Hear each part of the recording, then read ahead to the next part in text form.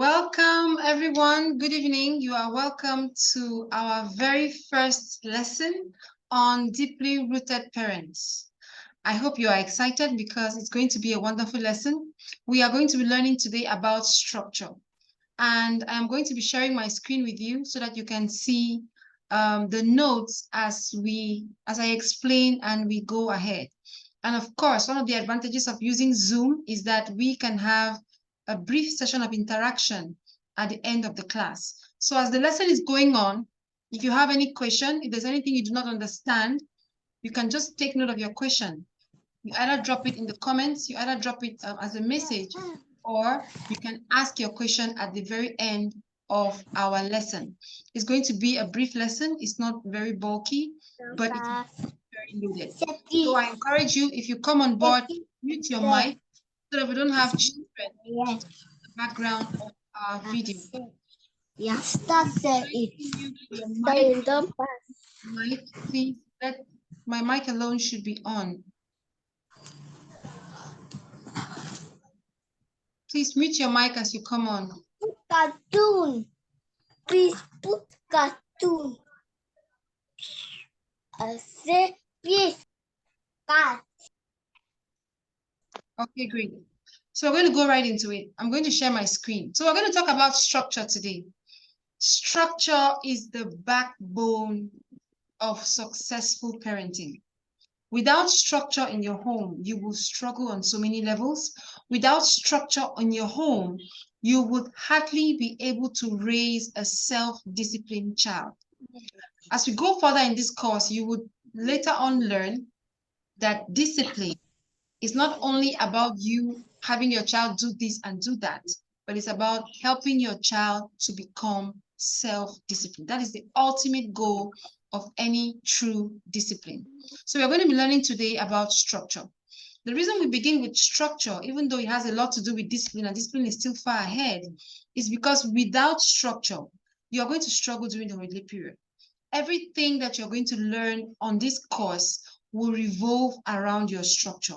This is one exercise that you do not want to neglect. This is one exercise that you diligently have to pour in your energy to ensure that you carry it out. Those who have taken my courses before can attest to you that those who skip this part of the course usually end up at the end with a lot of troubles, with a lot of struggles, even by the end of the course. So if you want this course to truly make meaning for you, then I would advise that you pay close attention to structure and that you do the work that is required to establish structure in your home.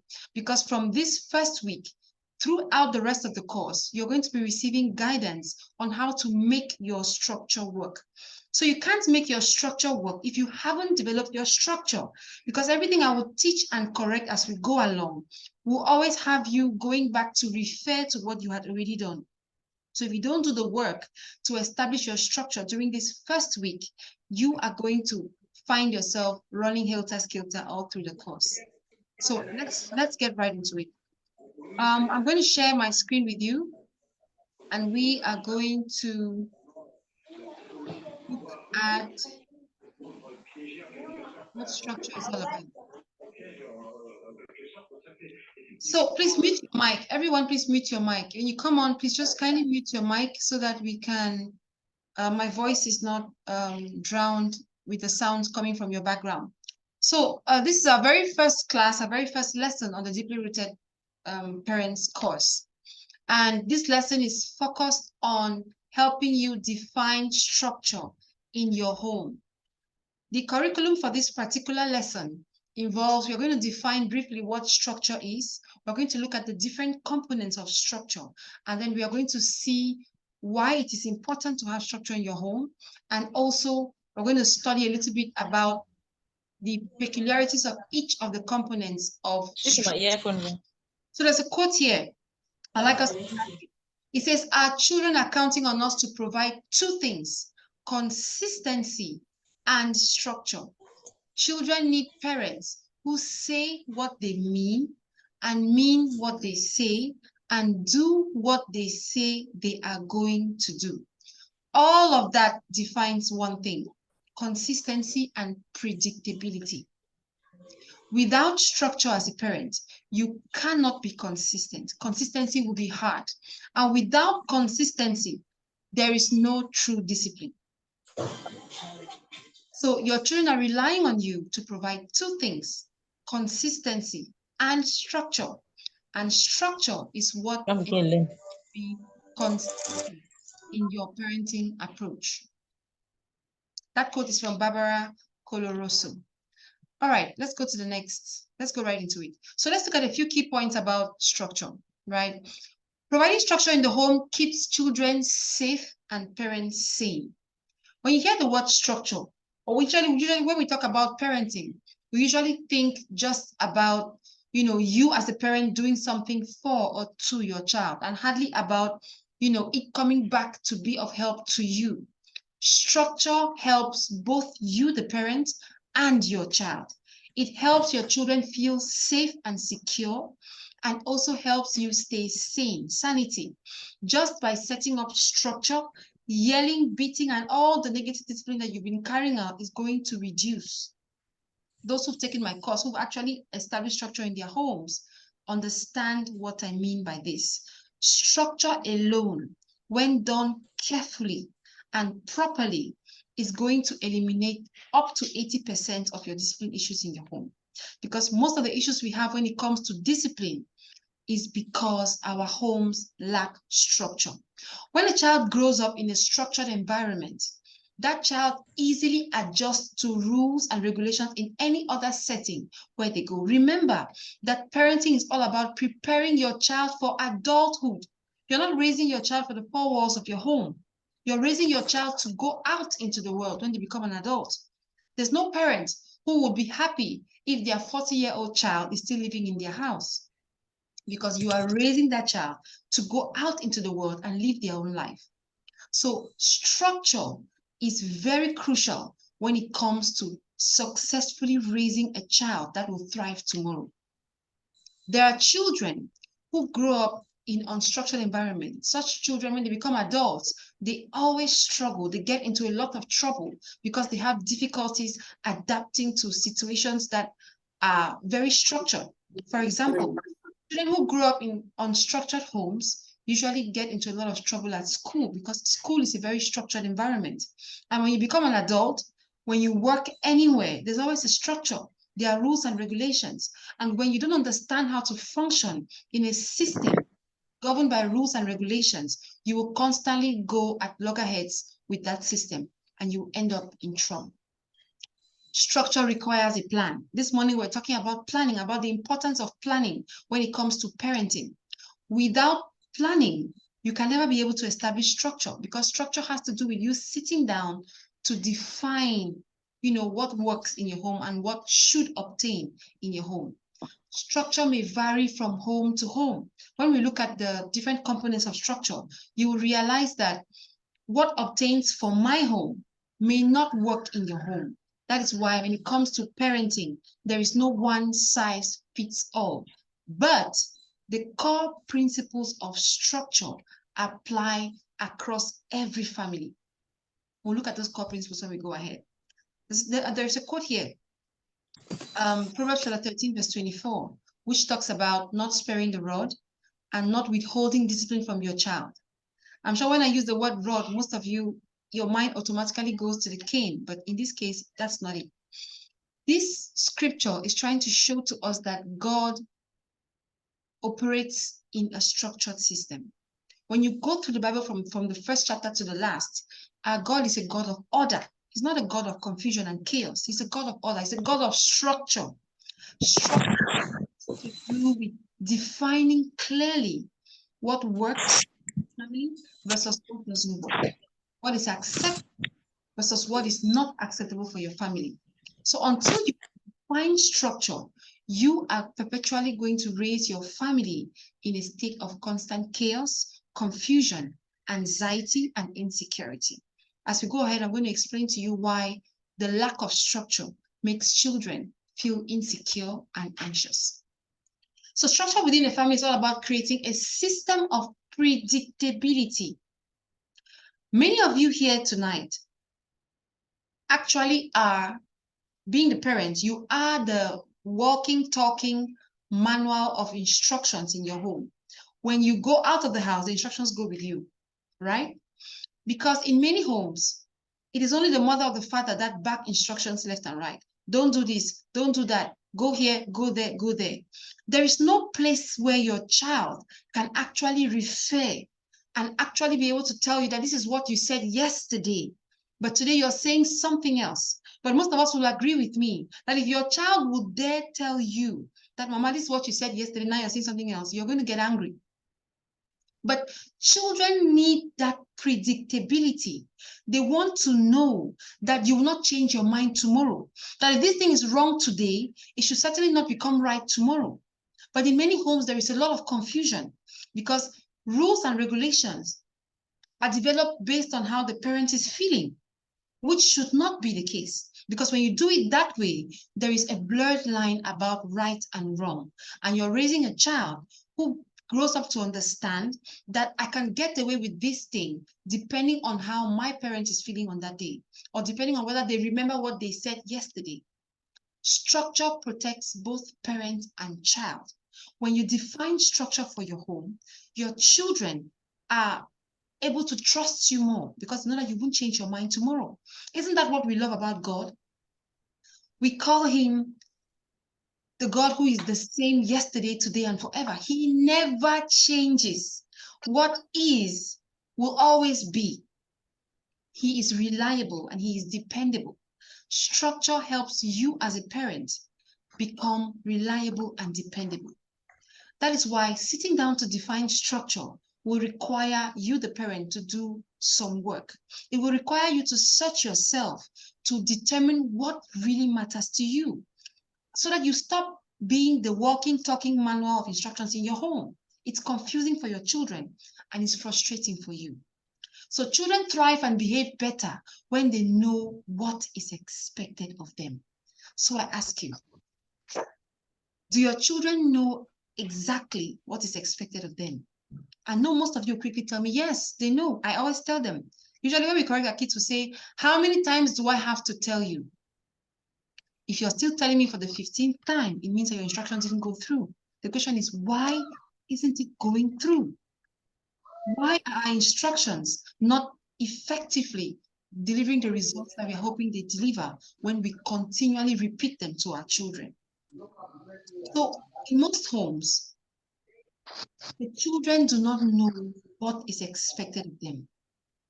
When children transition from the school environment to the home environment, misbehavior increases because Hello, Mama. Good afternoon. home lacks structure. Your children are just struggling with that lack of predictability. Let me shock you. Every child knows that when you go to school after a certain time, you're in trouble. They know that when you go to school without doing your homework, you are in trouble. They know that if you make noise in class, you could get into trouble. So this helps them behave better. In that case, the child now has the power to decide what they want to do. Now, when you don't structure your home, you take away that power of choice from your children. And choice is one of the most powerful gifts you can give to your child, because without that ability to choose, you will never be able to raise a self-disciplined child. What is self-discipline? It's about your child being able to lead themselves. In most of our homes, when the parent is out, when the cat is out, the rats take over. Some children even quote that. I'm sure you quoted that when you were younger. The cat is out, so the rats take over. The rats take over because the rats are not able to lead themselves. They depend on the cat to police them around. So if you always need to police your children, then your home lacks structure. Structure enables you to parent even when you're physically absent. When structure is well defined in your home, your instructions continue to reverberate in your home, even in your absence, because your children are able to choose. Let's go a little further. Please, if you have any questions, just drop them. We're going to take note of them. We're going to answer all your questions at the end. So components of structure. We said structure gives children the gift of predictability, right? When the child knows what to expect, it helps that child to behave better. Components of structure. We have family values, we have rules and consequences, we have routines and schedules. These things are what makes up structure within a home or within a family. Number one and most important are the family values. What are family values? These are just guiding principles that inform the decisions that you and your family make. Most of us here do have values. In fact, each and every one of us here have values. We have those things that really matter to us. The only problem is that these things that matter to us are lost in translation when it comes to our children, because we have not clearly communicated what those things are. But we leave them, and somehow we expect our children to just pick up on them, even though we have not defined them. Without coining your values, your children will hardly be able to pick up those values and inculcate them into their character. So family values are simply the principles that determine how you and your family decide, make decisions, and how you live your life. There's a reason why you don't want to be late for any event. Punctuality matters to you. There's a reason why you don't give bribes. Honesty, integrity matters to you. There's a reason why you don't like lies telling. Honesty matters to you. Those are values, but usually we don't coin them. We just say, stop telling lies. I don't like it when you tell lies. Don't steal. Why shouldn't I steal? Why shouldn't I tell lies? Why do these things matter to you so much? If you were to define 3 to 5 things that you desperately want your child to grow up and manifest as an adult, what would they be? Each one of you will give me clear answers. But here is the problem. You have not defined these values for your family. And values are at the very core of every structure. Because if values are what dictate how you decide and how you live your life, it means that your values will dictate your rules and consequences. It means that your values will also dictate your routines and your schedules. For example, if you are a godly family, then one of your family values will be, having a relationship with God. This means that your routines and schedules will always include activities that will help strengthen your relationship with God, like family devotions. So your family values are what dictate your rules and consequences and your routines and your schedules. So what are rules? Rules are simply defining what is acceptable, what obtains in your family, what don't you want, and versus what do you want. So you first of all define what you don't want after you've recognized what you appreciate, which is your family values. So when you know what matters to you, it is easier for you to decide what kind of behavior is unacceptable in your family environment. Rules and consequences. Now, these two go together because this is where we usually miss it. We know what we don't want, but we've never really sat down to define what will happen if somebody crosses that boundary, right? And that's why we yell. That's why we beat, because we don't know what to do. If you had just 5 rules that address 5 areas where you usually get irritated with your children or frustrated with your kids, and you were to define exactly what you would do, and please, yelling and beating don't count here. You decide what would happen if your child were to cross that boundary. You will discover that just by doing that simple thing, you will yell less. The reason you yell and beat is because you have not determined what action you want to take when your child crosses that line that you've defined for them not to cross. Here's problem number 2. In most homes, these lines are not even defined. The parent just, brings them up. Today, I'm jumping on the chair, it's okay. Tomorrow, because you have guests coming along. Today, your child is watching TV for 5 hours. Tomorrow is a problem because maybe you have something else you want to do. So we do not have clearly defined rules and consequences. And without these, you will struggle with misbehavior because you cannot be consistent when you've not clearly defined what is acceptable and what is not acceptable. And trust me, children as small as 2 understand boundaries. The problem is that we do not define them. So rules are simply about defining what is acceptable in your home. Having family rules promotes a harmonious life. It teaches responsibility. You cannot raise a responsible child without having a system in your home where the rules are clearly defined. I mentioned earlier about choices, right? When you establish structure in your home, it teaches your child how to choose. When a child learns how to choose, it is a gift you have given to them. Why? Because peer pressure is actually because you have a person who does not really understand the power of choice. What is choice? Choice is understanding that going left or right comes with a consequence. If I choose to turn left, this is what will happen. If I choose to turn right, this is what will happen. If I choose to not study, I could fail my exams. If I choose to study, I get good grades and I go to the next level.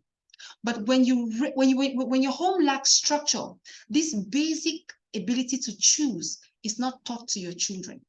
So you teach it just by defining your structure. When you have your structure defined, you're going to raise a child that understands consequences for every behavior. An irresponsible person is someone who blames everyone else for something they have done. That's irresponsibility. You do something wrong and you find someone else to blame. That's an irresponsible person. You impregnate a girl and you blame her for dressing funny. We've heard rapists say, I did it because she provoked me. So you have no responsibility for what you did. So responsibility cannot be taught without a system that helps your child understand that every environment operates by rules and regulations. And when you can teach your child this, your child will thrive no matter where they go. Remember that parenting is about raising your child to live independent of you. So routines and schedules. These are simply about defining the activities that should take place within your home. Predictability. A child in school knows at 8 a.m. we have devotion. 8:30 a.m. we have our first lesson. By 9, the lesson is done. We go to lesson number 2. By 10, we have breakfast. By, 11, 12, we have break time. I can go and play. And the child can count on this system. The child knows that if it is 10 o'clock, this is what will happen. But in most homes, that's not the case. Today, you wake up. We are going to go and visit Auntie Esther. And you disrupt your child's plans. Your child has a tantrum and you're pissed. Tomorrow, the plan changes again. You let your child sleep till 10, wake up, your child watches TV till 12, and then suddenly you change the program again. Turn off the TV, you have to go here. So there is no predictability. Your child cannot predict what will happen. And when a child cannot predict what comes next, the child feels powerless. Yes, even children need to be empowered because independence is taught to your child when your child can choose or can understand that this is what I get to do next and can choose to progress by themselves. You can never raise a self-disciplined child without and schedules. Let me explain. The reason why you need to remind your child 50 times, you have not washed the dishes, you haven't done this, you are the mobile alarm clock of your home. Structure. What is the structure? My 3-year-old wakes up in the morning and he knows what happens from that moment to the end of the day. He may not be able to read the clock, but he knows that once I wake up, we pray. After we pray, we eat. After we eat, chores. After we have chores, I can go play. And when I'm done playing, I take my bath. When I take my bath, I have my lunch, I have my nap. It is predictable. And there is no force. Because if that child has to move from one activity to the next, the child already has an expectation. So it's easier for the child to stop play and go on to the next activity because it has become a routine. Routine means doing the same thing over and over and over. It sounds boring, but for children, this is what helps them behave better. As an adult, you get to choose. You get to choose what you do every day. But the child doesn't have that power because the child's day is governed by their parents. So a child will feel powerless when every instruction comes from your mouth every second. Go here, stop that play, go and bathe now. You have to go here. The child had no idea what was coming. The child throws a tantrum, you get angry, and you beat. Who was at fault? Okay, please mute your mics. We are going further. So the importance of structure within the home. Let's look at the importance of structure within the home. Please remember, if you have any question, if you have any doubts or anything that you would like to comment or ask, please take note of it. We're going to look at that at the end of the lesson. It's going to be a quick one. We're 30 minutes in. I'm sure within 15 minutes we should be done. Structure is crucial. We'll look at the importance of structure. So structure offers children a sense of security and control in a world full of uncertainty. Your child is their that should be the most secure place in the life of any child, even more than the school environment. But there are some children that prefer to be in school. Why? Because in school, the child knows what comes next. The child knows that he can choose to behave this way or that way, expecting this to happen. He knows that if I come early to school, I will not be punished. He knows that if I do my homework, I escape trouble. He also knows that if I go to school without doing my homework, he starts panicking because he knows he's going to get punished, right? That's expectation, that's predictability. So it offers children a sense of security and control in a world full of uncertainty, and it helps create healthy habits. Routines and schedules may be boring, but those habits you're trying to get your children to inculcate that is not working for you is because you're doing it in a haphazard manner. You want your kids to learn to brush their teeth before bed, then you need to incorporate that into a routine, and it's going to become a habit. What is a habit? Habits are formed when you do the same thing over and over and over and over again. You want to raise a prayerful child, then you need to have a routine around spirituality.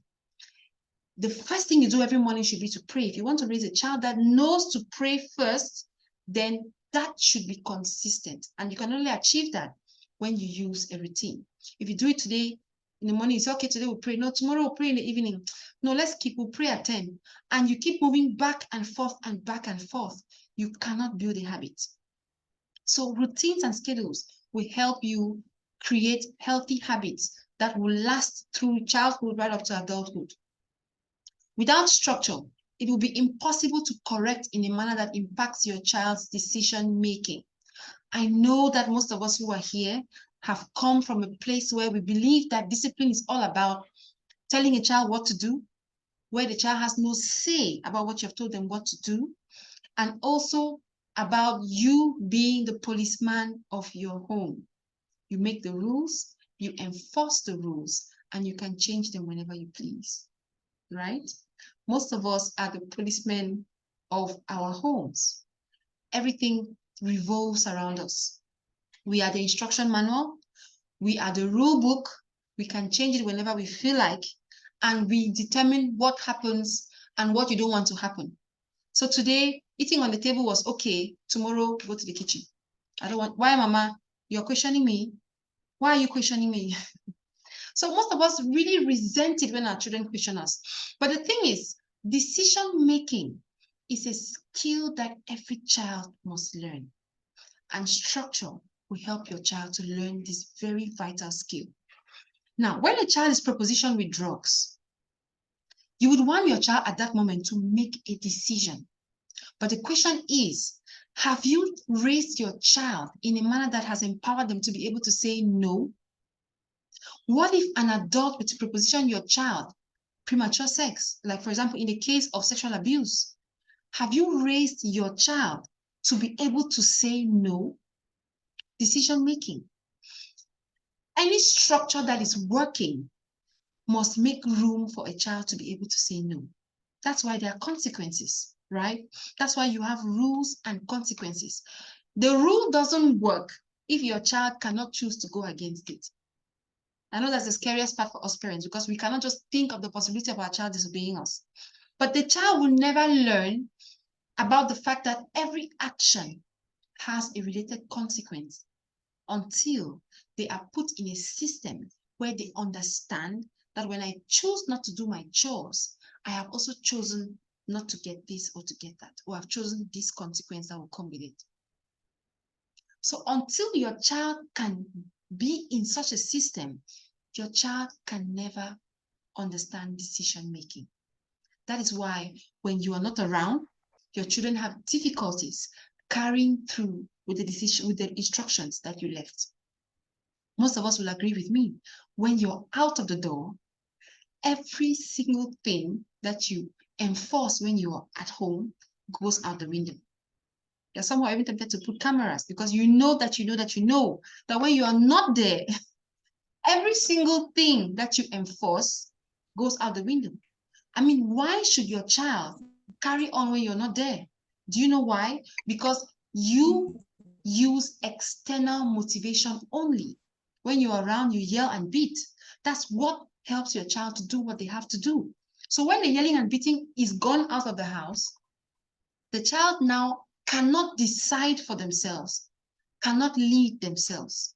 Structure is vital for raising a child that would be able to do what is right when it is right, even when no one is watching.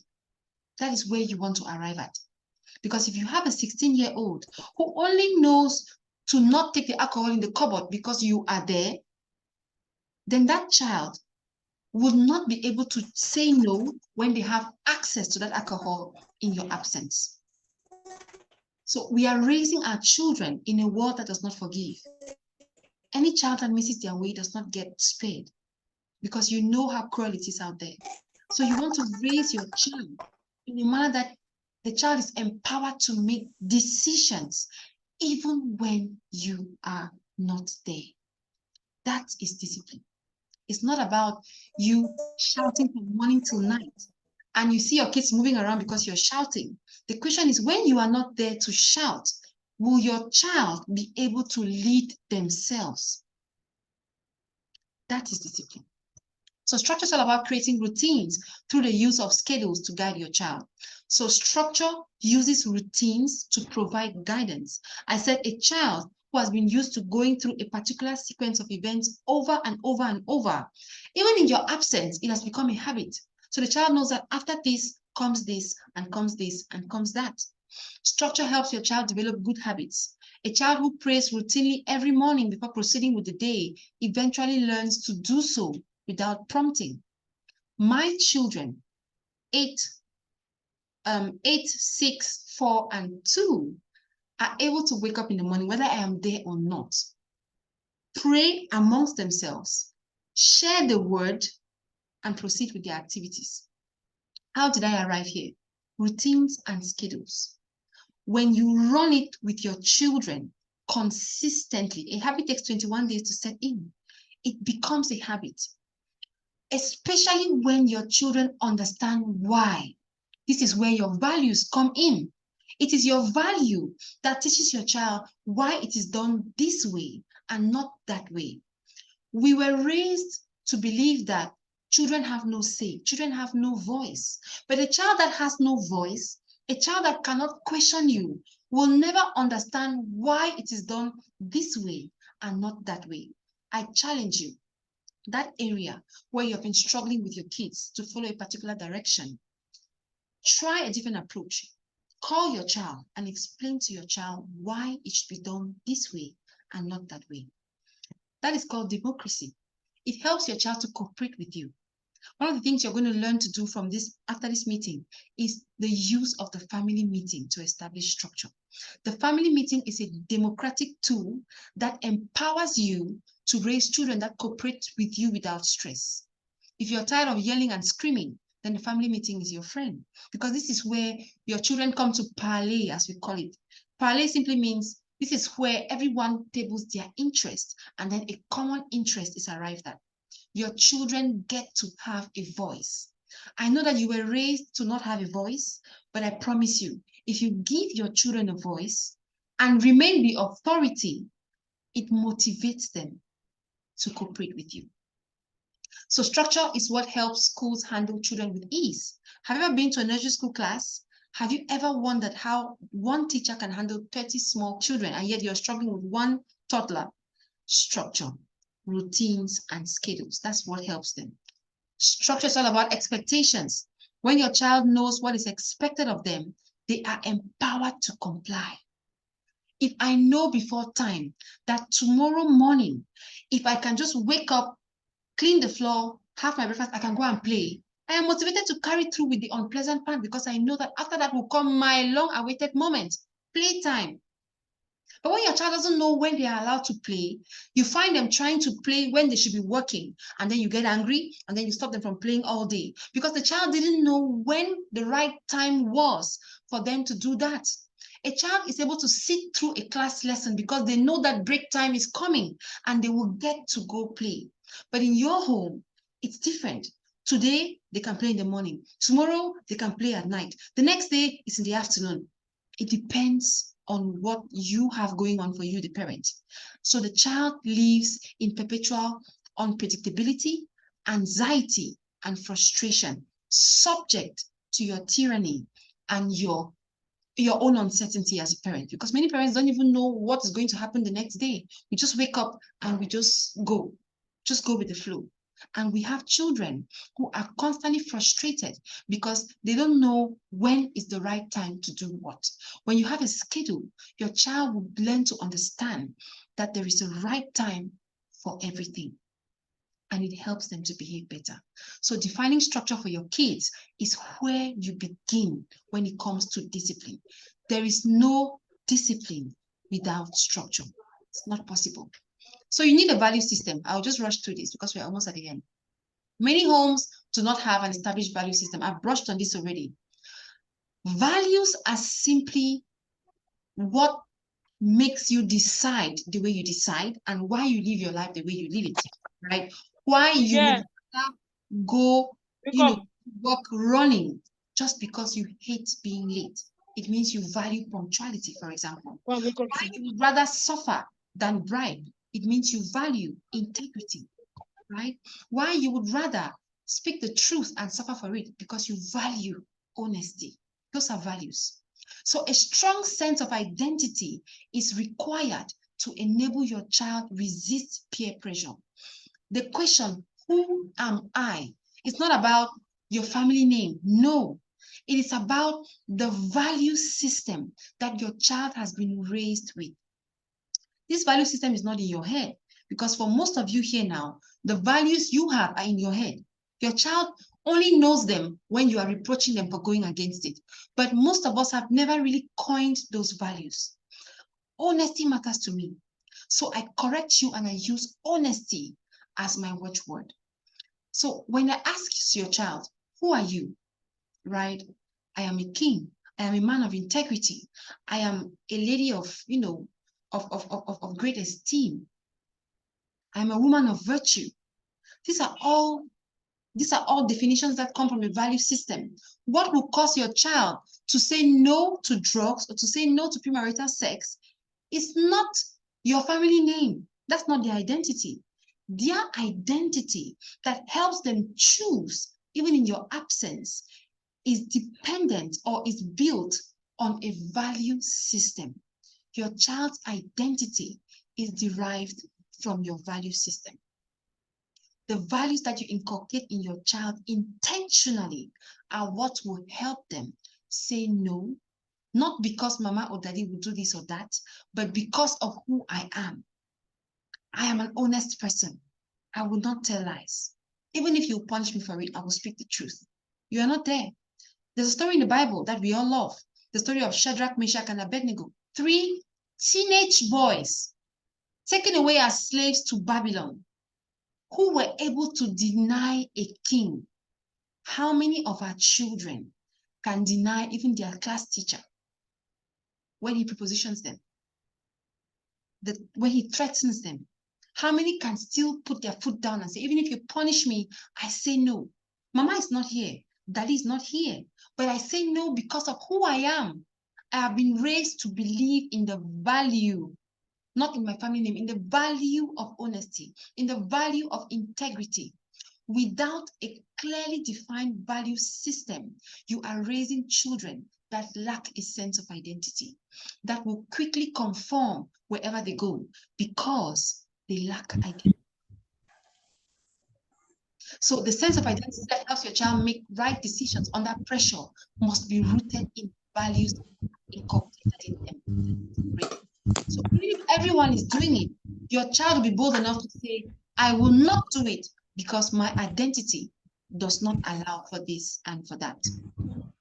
So raising a child with a strong value system entails, first of all, defining the values so that you can use it purposefully in guiding your child. When you coin values, in my home, I have 5 values. Value number 1, God first. Value number 2, family first after God. Value number 3, integrity. Value number 4, leadership. These are the values that define my home. Now, these values, we use them whenever we are correcting our children. When you define your values, it becomes a language. My children know all of them. Even my 4-year-old knows all of these values. My 2-year-old can state about 2 or 3 of them already because we use them in our language. So imagine a child who grows from 2 being taught about integrity over and over and over. When he misbehaves, you use integrity to refer to the misbehavior. That child grows up having an understanding of what integrity is. My children do that. That's a lack of integrity. That's not honest. 4-year-old can already use those words in language. Sorry. That's how you inculcate values into your children. You have to exemplify it. You have to teach it. You have to use it in your language, and you have to coin it for them, right? So that the child remembers it, because it's repetition that creates impression. The more you talk about those values, the more you model them by your example, the more you refer to them, the more you use them as you correct your children, that child will grow up understanding that this is the way to go. This is who I am. I am a child that puts God first. I am a child that puts family first. I am a child that values integrity. I am a child that is a leader. I'm raised to be a leader. I value responsibility. I am accountable to every system. Those are the language. That's what I use for my children. They already know all of these things. So why is it important to set clear rules and consequences? It helps you be prepared and consistent. It also helps you to be fair. I'm sure there are parents here who've had their children tell, Mama, you're not fair. Yesterday you did this to this one, today you're doing this to me. Yesterday you punished this one like this, today you're punishing me like that. Have you ever heard your child say that? You just nod your head if you have. Has your child ever told you that you're being unfair because they feel like you discipline them differently? Rules and consequences help you to be fair, right? One of the reasons why we have sibling rivalry is usually because our children perceive the differences with which we treat them. When there's a child amongst your children that perceives that you prefer one child over them, they tend to misbehave more. And you can actually pitch your children to fight against each other. So rules and consequences protect you from things like that. Because when there's a clear rule and a clear consequence for going against that rule, then there cannot be unfairness. Because if this is what will happen when this person does this, then I'm just applying what we had agreed on in the family meeting. So it helps you gain control over your emotions. If you are struggling with yelling and beating, just by doing this, it will help you tremendously to reduce your amount of yelling, because rules and consequences actually give you a plan of action. You know exactly what to do instead of shouting. If you've said no writing on the wall, maybe with your colors, and this is what will happen if you write, maybe I'll take away your colors, or I'll do this or do that, and your child does that, you simply go ahead and do what you said you would do. So it makes it easier for you. One of the reasons why we yell and beat is frustration. We do not know what to do. You've told that child 10 times and you're still saying it. It's foolishness to do the same thing and expect different results. If you've said it before and the child is still doing it, why are you still saying the same thing and doing nothing? Yelling does not correct a child. Yes, it instills fear. Fear is not a valid tool for discipline. Defining rules is about preparation to take action that addresses a particular misbehavior. When you define your rules, it gives your child the opportunity to choose. I know that we don't like this very much, but I promise you, if you want to raise a child that can wake up in the morning in your absence and follow through with their routine, even when you're not there to say go left and go right, then you need to pay attention to these things I'm telling you. When you give your child the liberty to choose, including choosing wrong and facing the consequences so they can learn.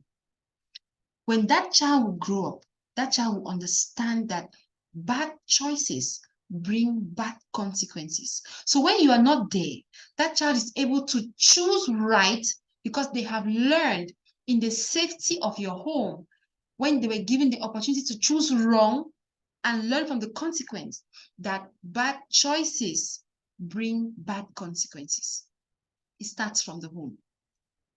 Schedules and routines. Structure helps you clearly define your expectations.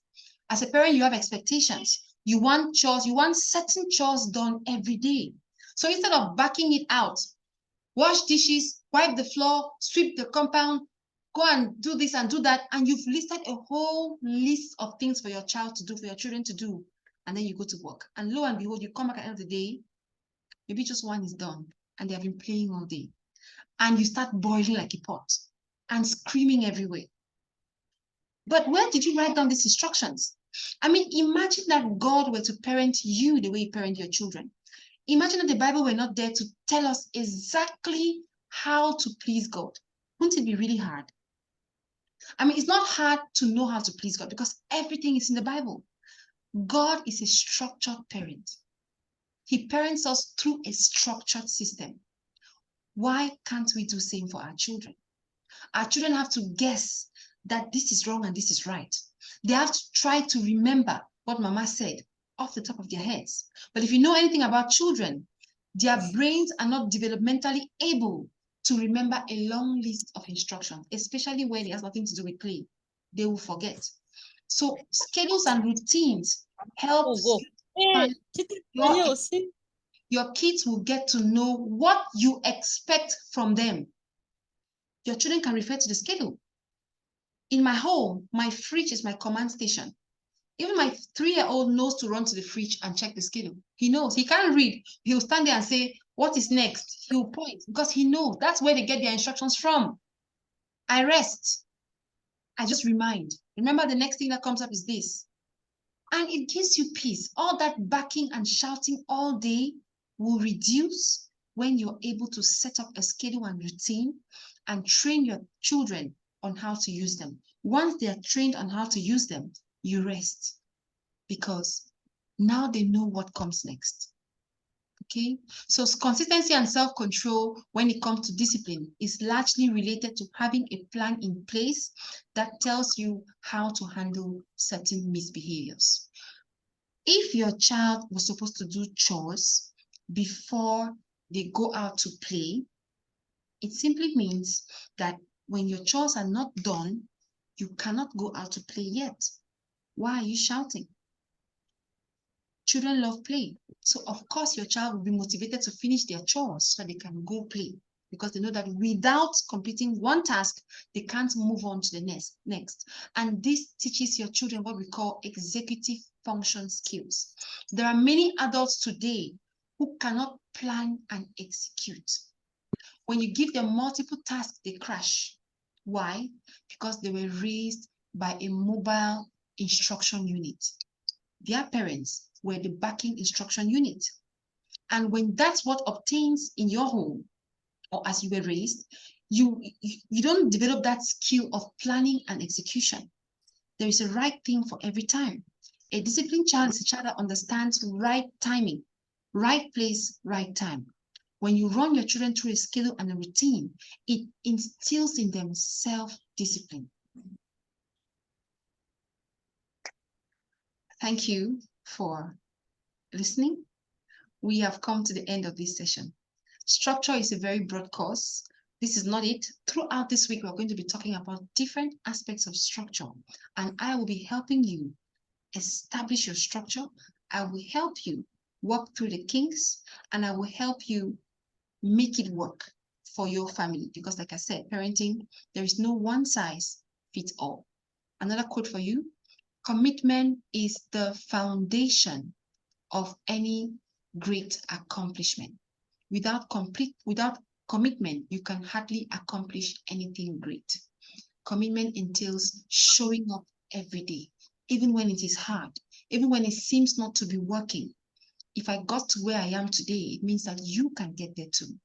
So today's task, you're going to write down 5 values that best define your family. I've shared with you my values. Your values do not have to be mine. What matters to you? What is that area where you constantly struggle? You have to do this with your spouse, please.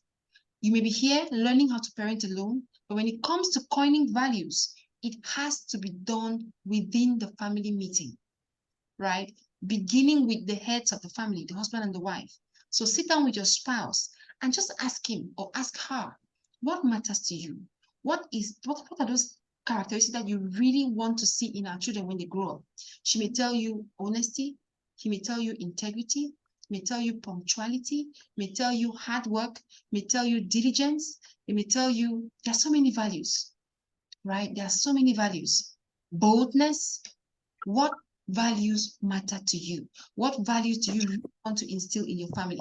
Write down what matters to you, the wife, what matters to you, the husband, and then you bring it together and see what 5 you can select. Because when there are too many values, your children get confused. Maximum should be 5 values. Second task, coin 5 family rules related to your values. Look at the family life. Which is that area where children usually get into trouble, right? Maybe you want to set up a rule around chores. Maybe you want to set up a rule around using foreign language in your home. Maybe you want to set up a rule about, I don't know, watching TV. The possibilities are endless. Whatever it is that you desire, what is that where you usually struggle? Define rules for that area. In my home, I have found that what works for me is to have rules for every section of the house. For example, in my bedroom, I have rules that my kids follow, and they know the rules. My kids are going to play outdoors. They have rules for playing outdoors. When they are going to use the kitchen, there are rules for operating in the kitchen.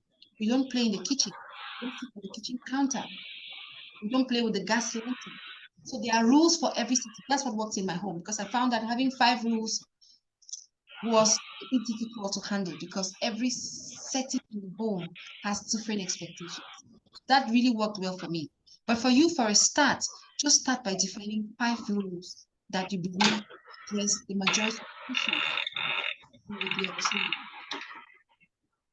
Task number 2, draw up a routine for your children, and then define a clear schedule of activities for the weekdays and the weekend. Don't worry, it doesn't have to be perfect. I'm going to give you a template as we end this class. You're going to use that template to try to just think about what should happen, not what happens, but what should happen. If you were to organize the activities in your home, particularly during the holiday period, if you were to organize these activities from the time your kids wake up from bed to the time they go to bed, how would those activities flow? Right? Wake up from bed, clean up, prayer time. I don't know about you. Breakfast time, I don't know. Maybe for you, chores comes depending on the age of your kids. It depends on that. There are so many factors that will determine how you arrange your activities. Every home is different. So look at your home and try to organize activities. It doesn't have to be perfect. The timing doesn't have to be perfect either. Usually you give a range. It's not boarding school where you say it must be at this time or that time. For kids, give some room for a little bit of delay, maybe 5, 10, 15, 20 minutes even, to transition from one task to another, so it doesn't have you frustrated. One task I forgot here today is to set up your family meeting. I put up on the Telegram channel the family meeting guide. These tasks are compulsory. If you do not set up your structure, when you come to me later in the course with any issue, I will send you back to define your structure, because most of the issues you're going to run into with your children can actually be solved using your structure. So please do the work. We are going to have multiple sessions throughout this week, helping us establish structure within our homes. We have come to the end of this class. And if you have any questions, this is the time to ask. We are exactly 1 hour gone. Are there any questions, please?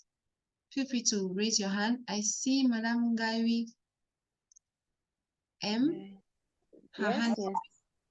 Yeah. Feel free Thank to- you so much for the presentation, for the teaching. I came late actually, sorry about that, but my worry is a little bit when it comes to, scheduling activities. Mhm. More specifically, allocating these activities per age range so as to avoid child labor, because Yeah. I for one, at times, I used to assign something to my little daughter, Mhm. and at one point I'll be like,